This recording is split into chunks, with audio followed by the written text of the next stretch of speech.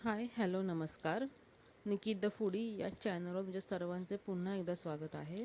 So उरलेल्या चपातीचं करायचं काय हा प्रश्न आपल्याला नेहमीच पडतो आणि आजकाल आपण त्याचा पिझ्झा किंवा फ्रँकी हे असेच पदार्थ बनवत असतो.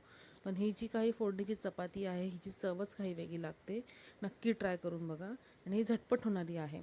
ह्यासाठी उरलेल्या ज्या काही शिळ्या चपात्या असतात त्याचे तुकडे करून घ्यायचे. नंतर गरम तेलामध्ये मोहरी, हिंग, जिरं, कढीपत्ता, लाल तिखट, हळद, थोडंसं गरम मसाला आणि मीठ. चपातीमध्ये मीठ असतं तरी थोडंसं किंचित मीठ घालायचं आणि ह्याची फोडणी तडतडली की त्याच्यामध्ये ही जी उरलेली आपण जी तुकडे केलेली चपाती आहे ही टाकून घ्यायची.